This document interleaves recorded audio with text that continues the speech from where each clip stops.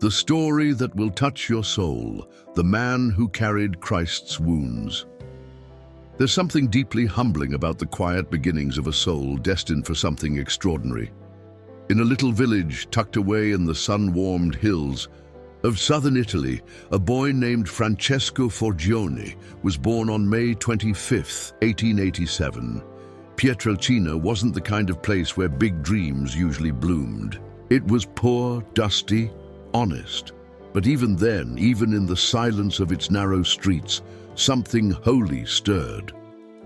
From the moment he could walk, Francesco wasn't like the other kids. While the boys chased each other through the olive groves, shouting and laughing, he stood still, eyes lifted, heart listening. His mom used to say he never disobeyed, never raised his voice, never even wanted toys. Strange for a kid, right? But it was as if he heard music no one else could hear. Every morning, he'd walk to the tiny church down the road.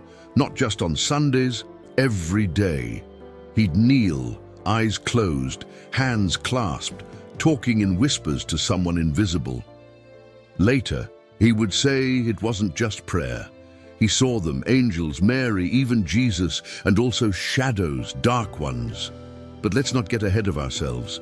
You see, Francesco had a secret. At just 5 years old, he began having visions. Not dreams. He swore they weren't dreams. He'd see beautiful beings filled with light, and others that made his skin crawl.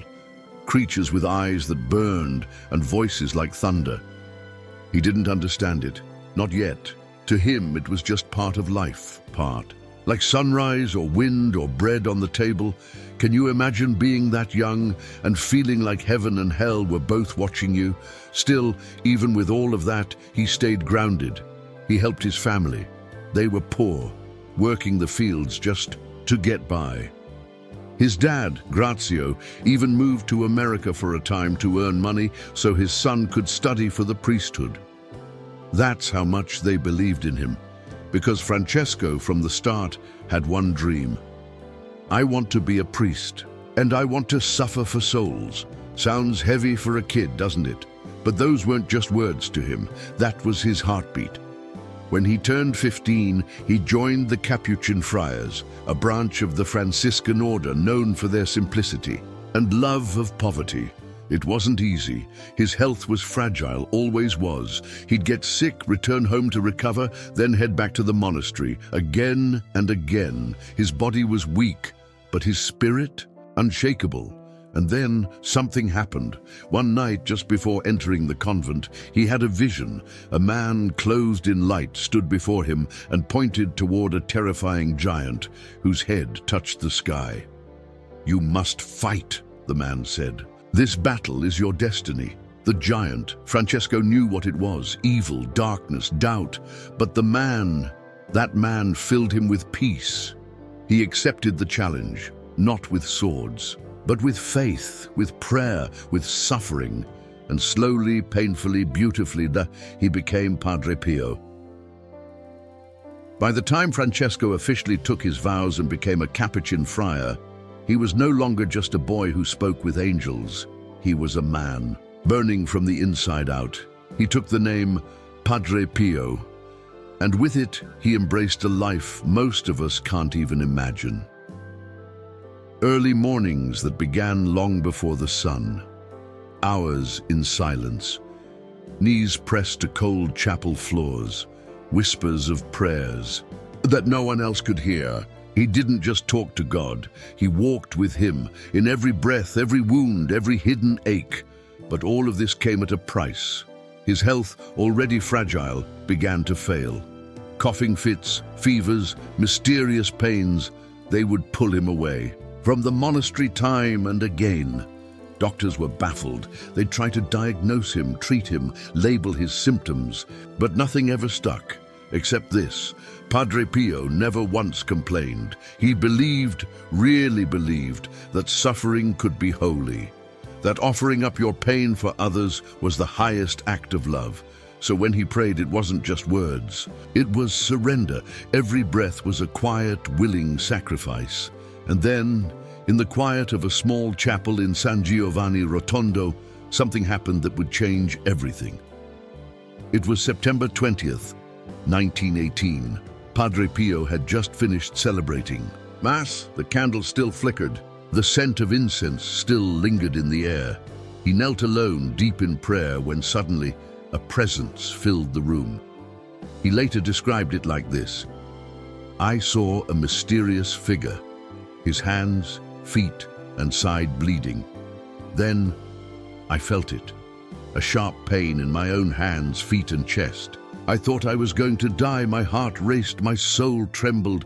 When I looked down, I saw blood. Padre Pio had received the stigmata, the wounds of Christ. Let that sink in for a second.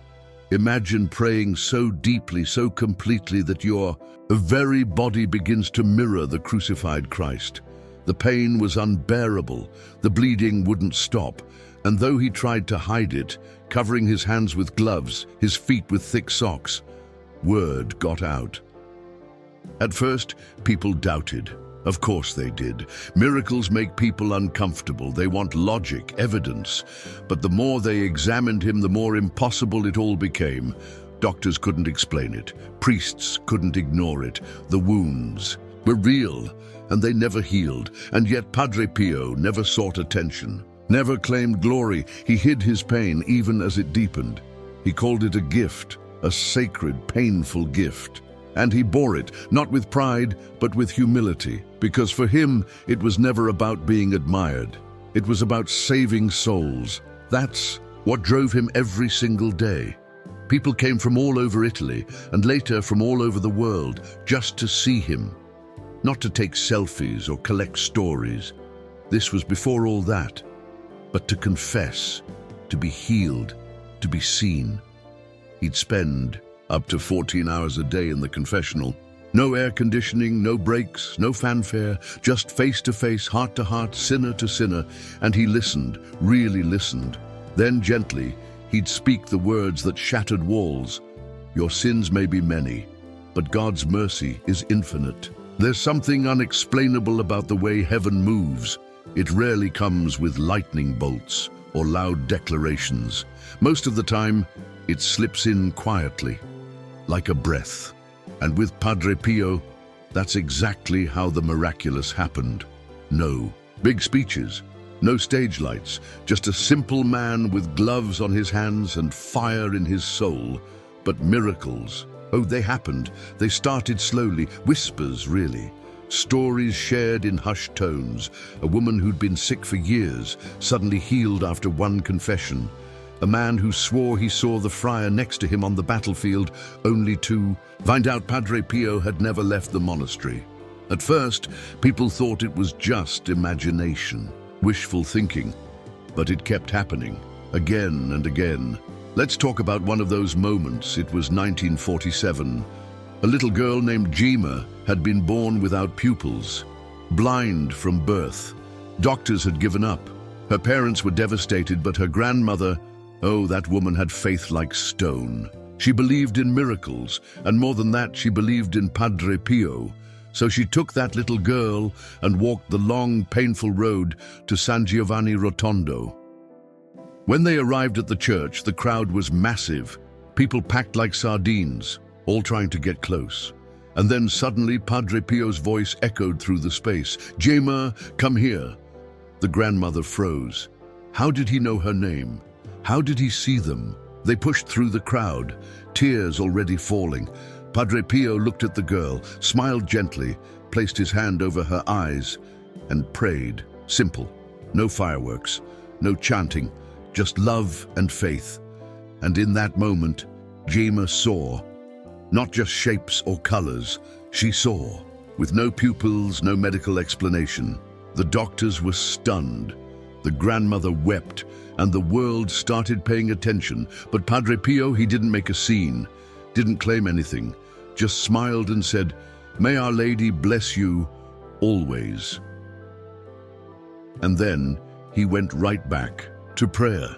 That's the kind of man he was. He also had a gift called bilocation, being in two places at once. Sounds like something out of a fantasy novel, right? But there are stories, real ones, from soldiers, priests, strangers, all saying the same thing. I saw him. He saved me. but he wasn't supposed to be there. One story tells of a military captain in World War II trapped in enemy fire. He cried out for help, and a mysterious monk appeared, pushed him to safety, and vanished. Later, he saw a photo of Padre Pio. "That's him," he whispered, falling to his knees. "That's the man who saved my life." And it wasn't just the faithful who were amazed. Even skeptics, even members of the Vatican who had doubted him, began to realize there was something otherworldly about this humble friar. But Padre Pio never wanted to be known for his miracles. In fact, he was often persecuted for them, accused of lying, banned from showing his wounds. For years he was silenced. No public masses, no confessions. It was a heavy, unjust burden, but he bore it without bitterness. Why? Because he knew this wasn't about him. It was about Christ, about sacrifice, about carrying the cross, even when the world mocked him for it. Every great soul walks through fire. For Padre Pio, that fire wasn't just physical pain. It was doubt, suspicion, and silence. Not from enemies, but from within his own church. And if that's not heartbreaking, I don't know what is.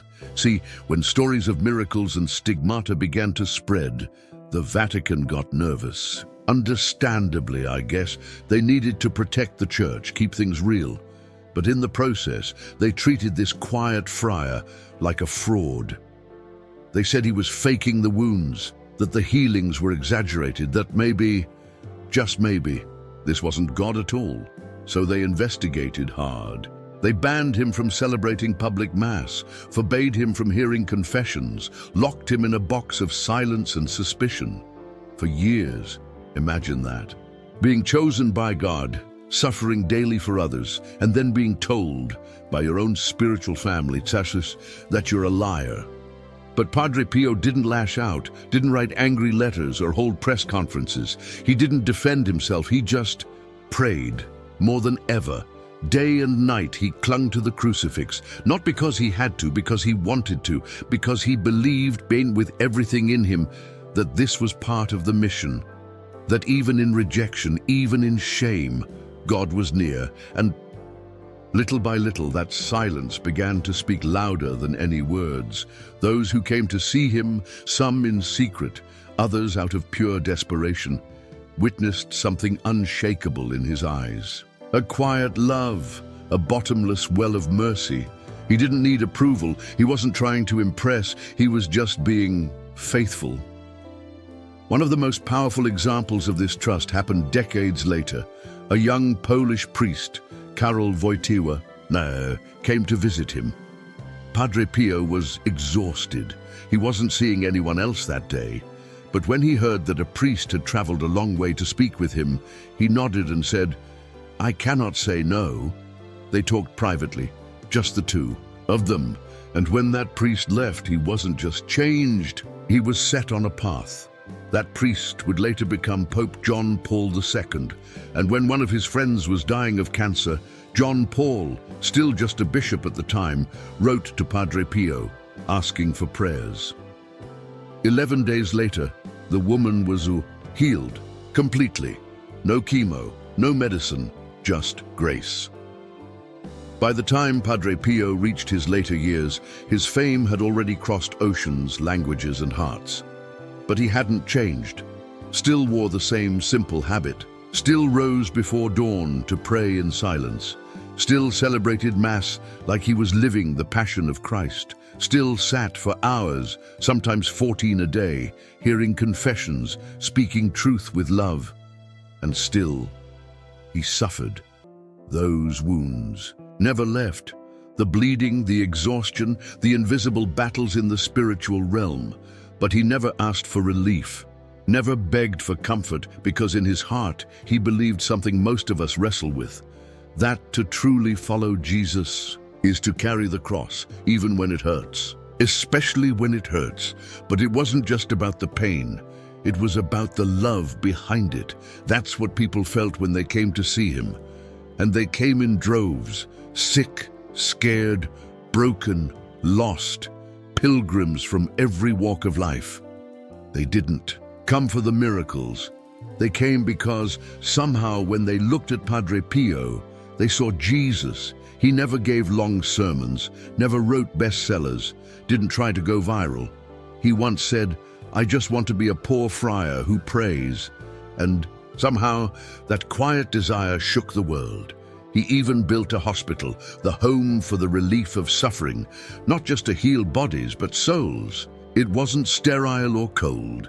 It felt like peace, a place where love walked down every hallway. That was his mission. That was his heart. And then, one day, it was time to go home. September 23rd, 1968.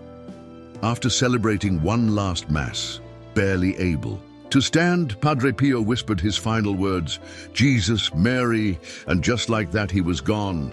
But oh, the world felt it. Thousands flooded San Giovanni Rotondo for his funeral. People wept, sang, prayed, because they didn't just lose a priest, they lost a friend, a father, a witness to the divine. 3 years later, the Vatican opened his cause for beatification. Decades after that, he was declared a saint, and even today, millions still visit his tomb, still pray with his gloves, still whisper his name in desperate moments. Because somehow his story, his presence, never really left. He taught us something we forget too easily, that holiness isn't flashy. It's not found in fame or perfection.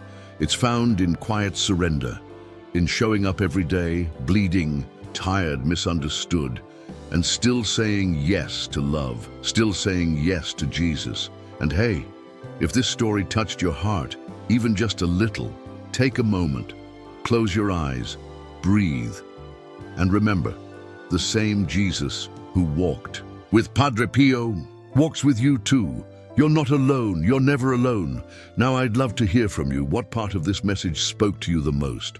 Drop it in the comments. I read every single one, seriously. And if this kind of content lifts your spirit, helps you reconnect, or just gives you a little peace in the middle of the chaos, go ahead and subscribe to the channel. It's free. It helps a lot. And most importantly, you'll keep receiving messages like this one, full of faith, hope, and love. Until next time, may God bless you, keep you, and walk with you always.